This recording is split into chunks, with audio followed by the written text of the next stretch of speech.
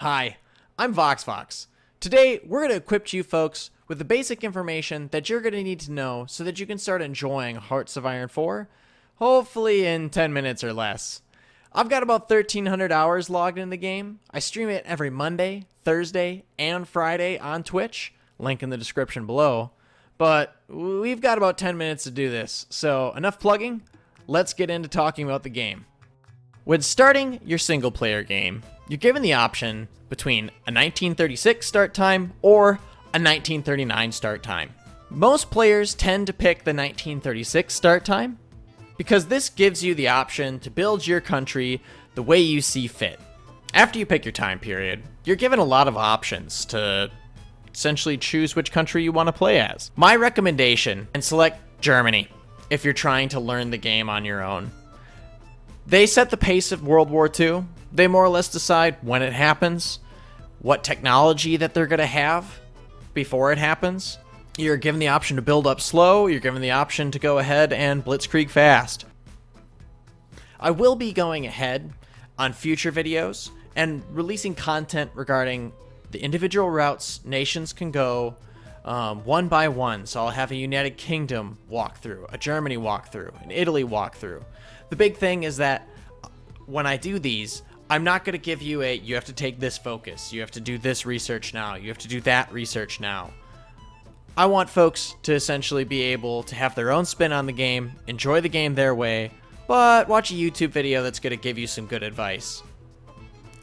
Now, once you've hit start, you'll see essentially there are a number of tabs showing up on your top left, as well as a number of icons showing up in the middle of your screen, and then some further buttons here on the right hand side. Let's go ahead and look at these from left to right. First off, you have your nation's flag. It'll show you your leader. If you mouse over them, you'll actually be able to see if they're providing you any passive benefits. You're able to select a national focus. This is part of the political element of the game. These are going to be enabling your country to expand, potentially declare war. And if you go ahead and left click on them, a little historical blurb that shows up, and it informs you how many days it's going to take in the game. You'll also see that you have national spirits. These spirits can range from very good positive effects to negative effects, such as the London Navy Treaty. So you can have laws and government, research and production, and military staff. Each one of these essentially being its own option that you'll expend political power on, shown up here in the top left, and they'll give you essentially little micro benefits to your country that end up having a massive impact as you play at the game over the years. One recommendation that I can give all new players, unfortunately Italy doesn't have any of these, but if you see anybody with the name of Silent Workhorse, or as a subtext right below here rather than Prince of Terror, that is absolutely worth. Wow. Our next tab is going to be decisions, the gavel here. You'll see essentially that there are a number of things that you can expend, once again, your political power on, hence why a silent workhorse is so important if you can get one, to get benefits in the game. There's a number that are specific to countries, such as abandoning the Navy treaties here for Italy, as well as there's generic ones, such as the political actions here of improving worker conditions, which will tick up your stability in your country, which for Italy at only 46 stability right now is a pretty good thing to spend 100 political power on. The next thing that we're going to focus on is research. You'll see that you have a number of tabs showing up here at the top. Make sure you always keep on top of production, construction, and make sure that you're keeping on top of your mechanical computing, or in the beginning here, mechanical engineering. Essentially, we're talking once again about producing more with what you have, building faster, and researching faster. A word of caution, however, is you'll see that as I mouse over these, I have an ahead of time penalty when researching. Next up is diplomacy, the handshake symbol. When you click on it, you're going to be presented with a list of all the countries in the world, and you're going to see two numbers next to each. The first being your opinion of that country, the second being that country's opinion of you. This is going to impact, one, if you're trying to influence that country towards your political side, two, if you're trying to get military access through that country, or even three, if you're trying to invite that country to your alliance or your war. If I go ahead and click on a country, such as Germany, you'll see that I'm able to do a few things. I can start justifying a war goal, perhaps. Of course, I need a certain amount of political power for that. I can try and guarantee their independence. Trade is going to show you a number of resources that are vital to the game, such as chromium, rubber, both of which we're short on right now, and show us a list of countries that have those resources, and allow me to click on, say, Turkey, for instance, and offer up one of my civilian factories for 8 of that resource. One of the items in the trade view here that's a little different than the rest is going to be fuel. It has a C and an M down below here. The C represents our current usage of oil, which is 0. We don't have any planes in the air, we don't have any ships moving, nor do we have any tanks moving about. Those are the 3 things that are going to impact your fuel and be impacted heavily if you run out of it. You'll then find the M, which is the maximum fuel that you'll be consuming at any point in time. Construction is a tab that you'll be returning to often. In the first panel, you'll see essentially a bunch of state buildings. These are going to enable us to go ahead and produce infrastructure, which will increase the resource rate as well as the supply that we'll talk about in a little bit once we're talking about moving around armies in that province. You'll also be able to build up anti-air in those provinces and air bases. You'll also see that you have shared buildings. This is largely going to be useful for civilian factories, military factories, and naval dockyards. Civilian factories help us in 2 ways. 1, it enables us to trade. 2, it enables us to build more. As you can see right now, I have 11 civilian factories currently working on that infrastructure I decided to produce earlier. Military factories are going to enable us to essentially produce more equipment, and we'll be able to decide where that equipment goes, and I'll be showing that very shortly. And then, of course, dockyards are going to enable us to build ships. I have 11 dockyards and 19 military factories, of which I'm only using 9 right now.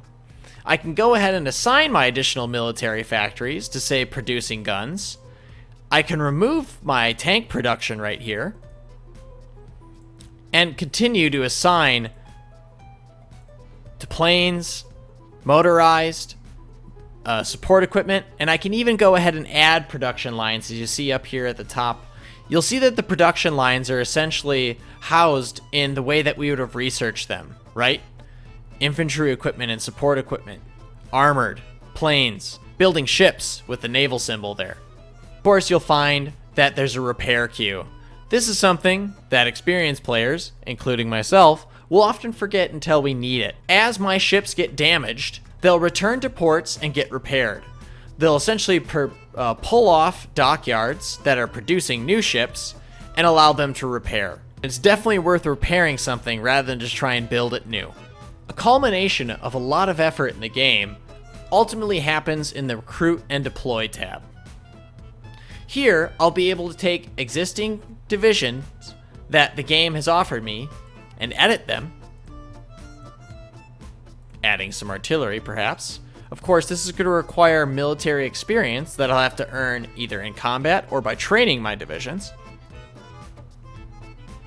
And then, of course, ultimately train more of those divisions. You'll see here that I have a supply box showing up with an exclamation point.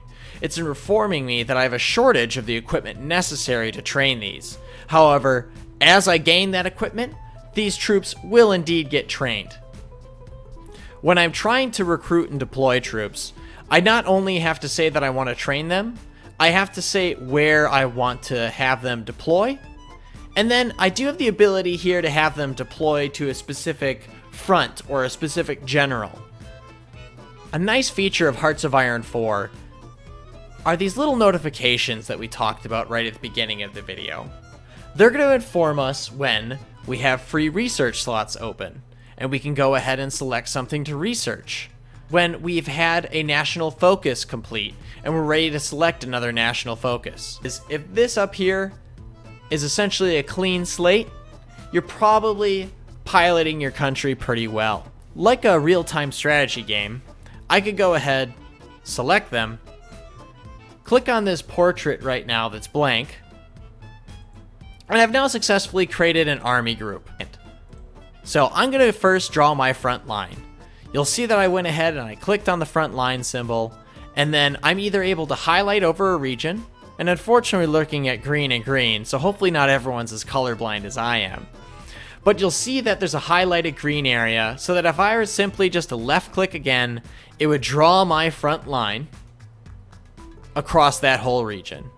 Or, if I go ahead and delete this with the little paint brush delete can basically, I'm able to use that front line, and if I were to go ahead and right click, then I'm able to manually draw my front line order.